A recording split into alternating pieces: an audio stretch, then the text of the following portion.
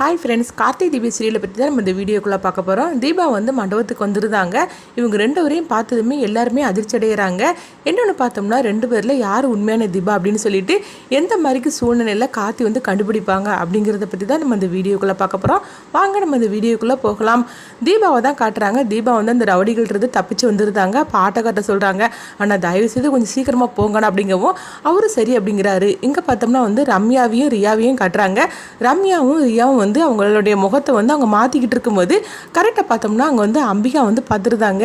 என்னது ரெண்டு பேரும் அப்போ வந்து வேற வேறையா, நீங்கள் உண்மையான தீபாவே கிடையாது அப்படின்னு சொல்லி அம்பிகா கேட்கும்போது என்னடி பண்ணுறதுக்கு இவங்க நம்மளை பார்த்துட்டாங்க அப்படின்னு ரியா வந்து ரம்யாட்ட சொல்லவும் இப்போ என்ன பண்ணுறதுக்கு அப்படின்னு சொல்லிட்டு அவங்ககிட்ட வந்து உண்மையை சொல்கிறாங்க. ரம்யா, ஆமாம்மா நாங்கள் செய்தது தப்பு தான், ஆனால் நான் வந்து கார்த்தியை அடையணும், அதுக்காக தான் இந்த மாதிரிலாம் நான் தப்பு பண்ணிட்டேன், தயவுசெய்து இந்த உண்மையை நீங்கள் யாருக்கிட்டையும் சொல்லிடாதீங்க அப்படிங்கும்போது என்ன காரியம் பண்ணி வச்சிருக்கிறீங்க, இந்த உண்மையை வேற நான் சொல்லக்கூடாதுன்னு சொல்லிட்டு உங்களுக்கு உடந்தையே என்னை ஆக்க பார்க்குறீங்களா?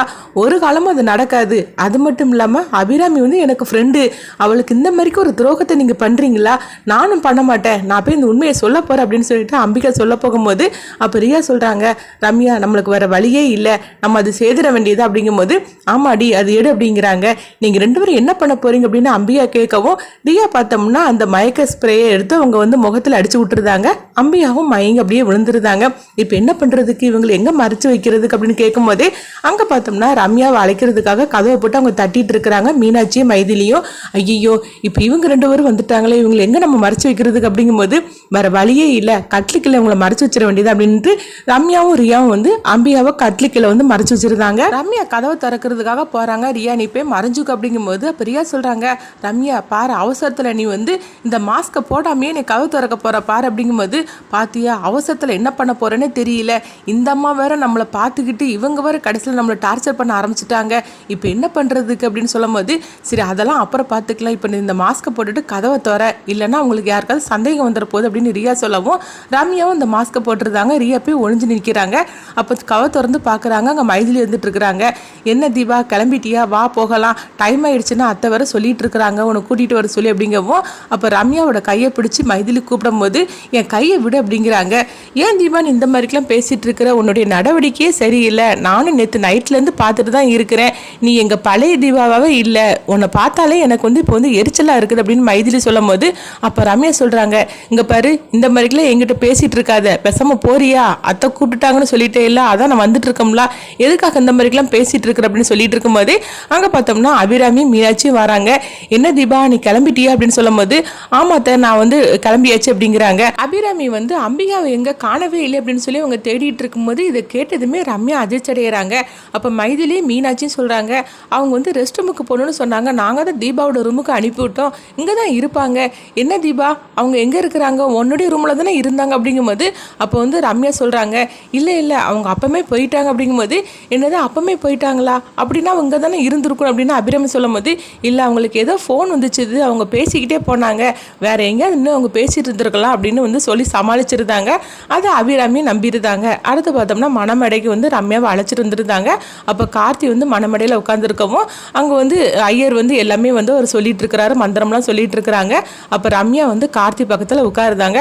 உட்கார்ந்ததுமே கார்த்தியே பார்த்துட்டு இருக்கிறாங்க. பார்த்தவங்க மனசுல நினைக்கிறாங்க, இந்த நாளுக்காக தானே நான் இத்தனை நாள் காத்துக்கிட்டு இருந்தேன், இதுக்காக நான் எந்த அளவில் நான் சதி வேலை பண்ணி இருக்கிறேன், இன்னும் கொஞ்ச நேரத்தில் நம்ம ஆசைப்பட்டபடியே கார்த்தி வந்து என் கழுத்தில் தாலி கட்டிடுவார், அதுக்கப்புறம் நான் நினச்ச மாதிரிக்கே கார்த்தியோட மனைவி ஆகிடுவேன், அதுக்கப்புறம் என்ன நடந்தாலும் பரவாயில்ல நான் சமாளிச்சிடுவேன், தீபாவோட கதையும் நம்ம முடிச்சு கட்டிடணும் அப்படின்னு சொல்லிட்டு ரம்யா வந்து ரொம்பவே சந்தோஷப்பட்டு இருக்கிறாங்க. இங்கே பார்த்தோம்னா சரவணனை தான் காட்டுறாங்க. அப்போ சரவணன் வந்து கார்த்தியோட காதல் வந்து ஏதோ சொல்கிற மாதிரி இருக்குது. அப்போ கார்த்தி கேட்குறாங்க, என்ன சரவணா இந்த மாதிரி கைப்போச்சு அப்படிங்கும்போது ஆமாம் இந்த ரம்யாவும் ரியாவும் வந்து இந்த மண்டபத்துக்குள்ளே தான் எங்கேயோ இருக்கிறதா எங்களுக்கு வந்து தகவல் வந்திருக்குது, ஆனால் எங்கே இருக்காங்கன்னு தான் தெரியல அப்படின்னு சொல்லிட்டு இருக்கவும் இது வந்து கேட்டு கார்த்தி அதிர்ச்சி அடைகிறாங்க. அப்போ சரவணன் சொல்கிறாங்க, கார்த்தி எதுக்குமே கவலைப்படாத, நாங்கள் வந்து சுற்றி உழைச்சி நாங்கள் தான் இங்கே தான் எல்லாருமே இருந்துகிட்டு இருக்கிறோம், அதனால் நீ இன்னும் கவலைப்படாத, நீங்கள் நடக்க வேண்டிய வேலையை பாரு, எப்படினாலும் சரி ரம்யாவையும் ரியாவையும் நான் பிடிச்சிருவேன், நீ கவலைப்படாத அப்படின்னு சரவணன் சொல்லிட்டு இருக்கிறாங்க. அப்போ வந்து தீபா முகத்தில் இருக்கிற அந்த ரம்யா பார்க்குறாங்க. கார்த்திட்ட கேட்குறாங்க, என்ன சொல்லிட்டு இருக்கிறாரு அப்படின்னு சொல்லும் போது இல்லை ஒன்றும் இல்லை அப்படிங்கிறாங்க. அப்போ ரம்யா நினைக்கிறாங்க, அந்த சரவணன் வந்து நம்மளை பற்றி தான் ஏதாவது கார்த்திட்ட சொல்லியிருக்கணும், கார்த்தி நம்மக்கிட்ட அதை சொல்லாமல் மறைச்சிருந்தாரு, என்ன இருந்தாலும் சரி தான், கொஞ்சம் நேரம் தான், கொஞ்ச நேரத்தில் இவர் என் கழுத்தில் தாலி கட்டிட்டாருன்னா அதோட முடிஞ்சு போச்சு அப்படின்னு சொல்லிட்டு ரொம்பவே சந்தோஷப்பட்டுட்டு இருக்கிறாங்க. இங்கே பார்த்தோம்னா வந்து தீபா வந்து காட்டுதாங்க. தீபா வந்து கரெக்டாக வந்து ஆட்டோவில் வந்து இறங்கிருந்தாங்க. இறங்கி அவங்க ஓடி வந்து கார்த்தி சார் அப்படின்னு சொல்லி அவங்க கத்தவும் இதை பார்த்ததுமே எல்லாருமே அதிர்ச்சி அடைகிறாங்க. ஏன்னா மண்டபத்தில் வந்து 2 தீபா இருந்துட்டு இருக்கிறாங்க. ஒருத்தவங்க வந்து மணப்பெண்ணாக இருந்துட்டு இருக்கிறாங்க, இன்னொருத்தவங்க வந்து தீபா அங்கேருந்து ஓடி வந்துட்டு இருக்கிறாங்க. இதை பார்த்ததுமே எல்லாருமே அதிர்ச்சியோட பார்க்குறாங்க. இது என்னது 2 தீபா அப்படின்னு சொல்லிட்டு அதிர்ச்சியோட இருக்கும்போது எல்லாருக்குமே ரொம்பவே குழப்பமாக இருக்குது. அப்போ கார்த்தி வந்து மணமேடையை விட்டு அவங்க எந்திரிச்சிருந்தாங்க. இதில் 2 பேரில் யார் நம்மளுடைய தீபான்னு புரியலையே அப்படின்னு சொல்லி அவங்க பார்த்துட்டு இருக்கிறாங்க. இது என்னது புது குழப்பமாக இருக்குது அப்படின்னு சொல்லி பார்த்துட்டு இருக்கும்போது அப்போ தீபா வந்து சொல்கிறாங்க, கார்த்தி சார் நான் தான் உண்மையான தீபா, நான் சொல்கிறத கேளுங்க அப்படிங்கிறாங்க. அப்போ வந்து மணமேடையில் பொண்ணாக இருக்கப்பட்ட அவங்களும் சொல்கிறாங்க, கார்த்தி சார் நான் தான் உங்களுடைய தீபா, அவள் சொல்கிறது எல்லாமே வந்து பொய், அவள் வந்து திட்டம் போட்டு நாடகம் ஆடுறதுக்காக வந்திருக்கிறா. ஏய் ஒழுங்கு மரியாதை இந்த மண்டபத்துட்டு போயிரு, நீ எங்கேருந்து வந்திருக்கிறியோ அங்கேருந்து போயிரு, என்ன பணத்துக்கு ஆசைப்பட்டு கார்த்தி சாரை வந்து கல்யாணம் பண்ணிக்கலாம்னு சொல்லிட்டு வந்திருக்கிறியா அப்படின்னு அவங்க ரம்யா வந்து அவங்க சொல்லிட்டு இருக்கும்போது அப்போ தீபா சொல்கிறாங்க, ஏண்டி நீ இந்த மாதிரிக்கெலாம் பேசிகிட்டு இருக்கிற, அவள் வேற யாரும் கிடையாதுங்க, ரம்யா தாங்க அப்படிங்கிறாங்க. இதுன்னு சொன்னதுமே வந்து ரம்யா சொல்கிறாங்க, இல்லைங்க நான் உண்மையான தீபா, உங்களுடைய தீபா, ஆனால் அவள் தான் போலியான தீபா, அவள் ஏதோ பணத்துக்கு ஆசைப்பட்டு இந்த மாதிரிலாம் போய் சொல்லிட்டு வந்திருக்கிறா, ஒழுங்க மரியாதையோ போறியா இல்லையாடி அப்படின்னு சொல்லி இவங்க 2 பேருக்குள்ளே வந்து பெரிய ஒரு சண்டை வந்துக்கிட்டு இருக்குது. இதெல்லாம் பார்த்துட்டு மைதிலி மீனாட்சி ரொம்பவே குழப்பத்தோடு இருந்துகிட்டு இருக்கிறாங்க. அப்போ மைதிலி மீனாட்சி சொல்கிறாங்க, இந்த மணப்பெண்ணா இருந்துட்டு இருக்கிறாள அவள் உண்மையான தீபாவே கிடையாதோ, சொன்ன மாதிரிக்கு ரம்யாவாக தான் இருக்கும் அப்படின்னு சொல்லிட்டு இருக்கும்போது அவங்களுக்கு என்ன பண்ணுறேன்னு தெரியல, இவ எப்படி வந்து 2 பேரும் ஒரே தீபாவாக இருந்துட்டு இருக்கிறாங்க அப்படின்னு சொல்லிட்டு மைதிலி மீனாட்சி வந்து காத்திக்கிட்டு சொல்கிறாங்க, இப்போ வந்திருக்கிறதா நம்மளுடைய தீபா, அங்கே பக்கத்தில் உங்கள் பக்கத்தில் இருக்கிறது வந்து உண்மையான தீபாவே கிடையாது அப்படிங்கிறாங்க.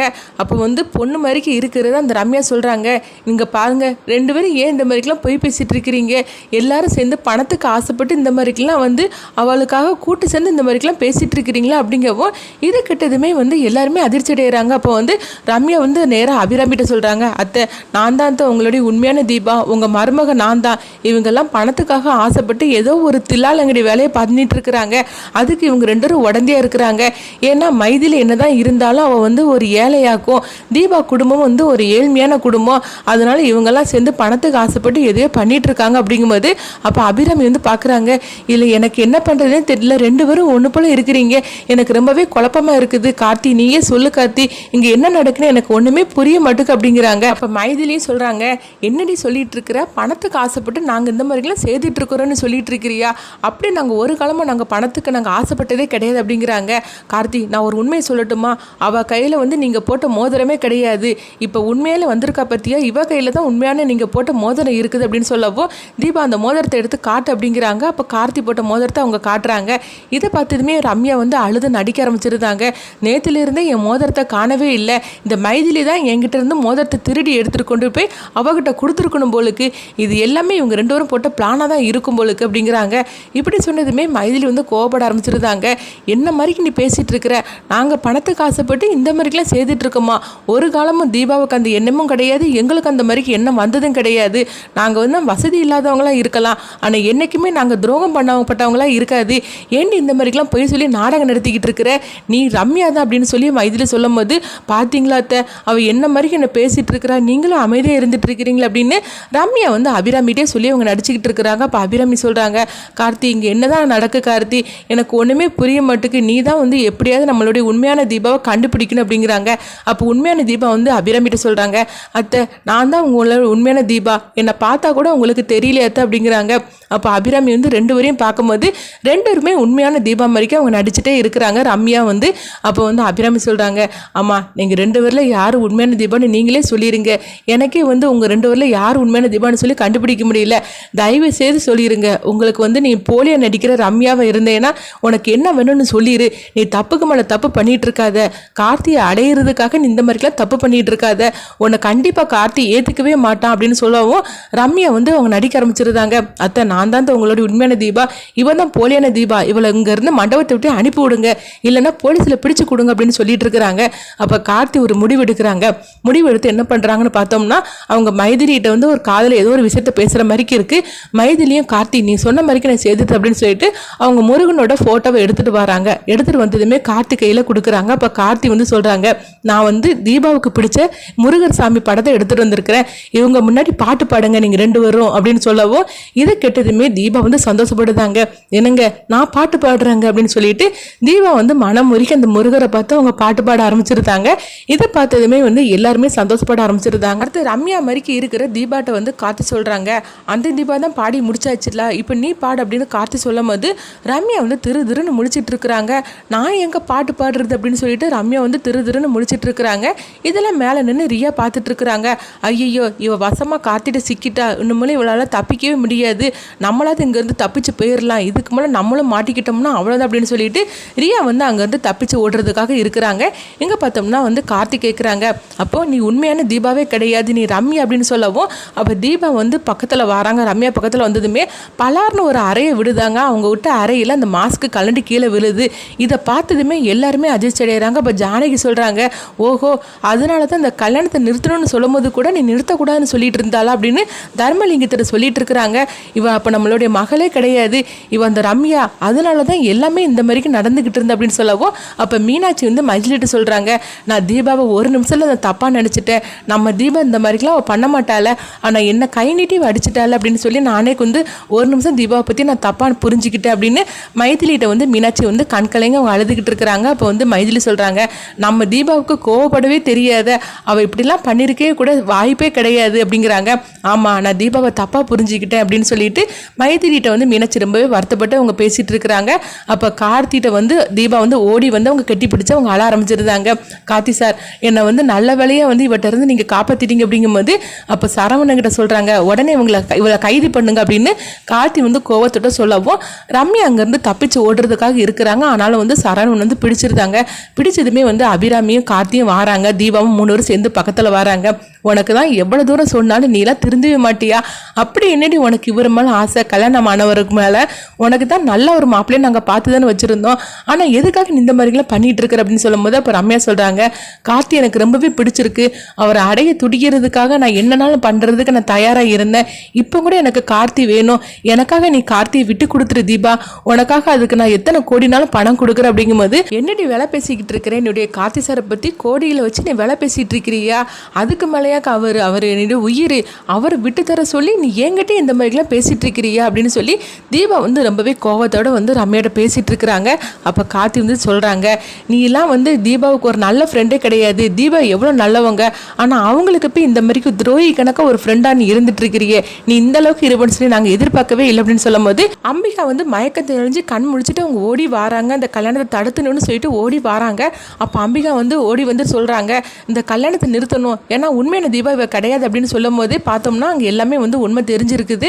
அப்போ அபிராமி கேட்குறாங்க, அம்பியா உனக்கு என்ன ஆச்சுது, நீ ஃபோன் பேசிகிட்டு இருக்கலாம் இவ சொன்ன அப்படிங்கும்போது நான் ஃபோனும் பேசலை ஒன்றும் பேசலை, நான் ரெஸ்ட் ரூமுக்காக போனேன் தீபா ரூமுக்கு, அப்போ தான் இவங்க 2 பேரும் குட்டும் தெரிஞ்சிச்சு, இவ நம்மளுடைய தீபாவே கிடையாது, முகத்தில் தீபா மாதிரிக்கு மாஸ்க் போட்டுட்டு இருந்தா, நான் அதை பார்த்துட்டேன், பார்த்ததுமே என் முகத்தில் வந்து மயக்கமாக இருந்து தெளிச்சு என்னை மயக்கமடைய வச்சுட்டா அப்படிங்கிறாங்க. இவ்வளோ பெரிய துரோகியாக இருந்திருக்கிறாளா, இவ வந்து கார்த்தி அடையிறதுக்காக அவ என்னெல்லாம் செய்திருக்கிறா அப்படிங்கும்போது அப்போ தீபா சொல்கிறாங்க, ஆமாம் அவள் அப்பாவே அவள் கொல்ல துணிஞ்சவா, அப்போ நம்மளாம் ஏமாத்துறதுக்கு என்னை கடத்தி கொண்டுட்டு போய் என்னெல்லாம் எங்கெல்லாம் போய் கட்டி வச்சுருந்தா தெரியுமா அப்படிங்கிறாங்க. அங்கேருந்து நான் தப்பிச்சு வந்திருக்கிறேன் அப்படிங்கும்போது அப்போ சரவணன் சொல்கிறாங்க, அந்த இடத்துக்கு நாங்கள் வந்தோம் அப்படிங்கும்போது ஆமாம் சரவணன் சார் நீங்கள் என் பக்கத்தில் தான் இருந்தீங்க, ஆனால் என் வாயெல்லாம் கட்டி வச்சிருந்தாலும் என்னால் வந்து கூப்பிட முடியல அப்படிங்கிறாங்க. ஐயோ பக்கத்தில் இருந்து கூட உங்களை காப்பாற்ற முடியாமல் போயிட்டேன்னு அப்படின்னு சரவணன் வந்து ஃபீல் பண்ணிட்டு இருக்கிறாங்க. அப்போ காத்து சொல்கிறாங்க, ரம்யாவை இதுக்கு மேலே விட்டுடக்கூடாது, இவளை அரெஸ்ட் பண்ணி கூட்டிகிட்டு போங்க அப்படிங்கும்போது ரம்யா சொல்கிறாங்க, இதுக்கு முன்னாடி நான் உயிரோட இருக்க மாட்டேன், கார்த்தி எனக்கு எப்போ கிடைக்காம போனாரோ நம்மள நான் உயிரோட இருக்க மாட்டேன் அப்படின்னு சொல்லிட்டு சரவணன் வச்சிருந்த அந்த கன்னை எடுத்து அவங்களுக்கே சுட்டு அப்படியே அங்கேருந்து இறந்து போயிருந்தாங்க. இதை பார்த்ததுமே எல்லாருமே அதிர்ச்சி அடைகிறாங்க. கடைசியில் ரம்யாவுக்கு இந்த மாதிரி ஒரு முடிவு எடுத்துட்டான்னு சொல்லி ரியா அங்கேருந்து பார்த்துட்டு இருக்கிறாங்க.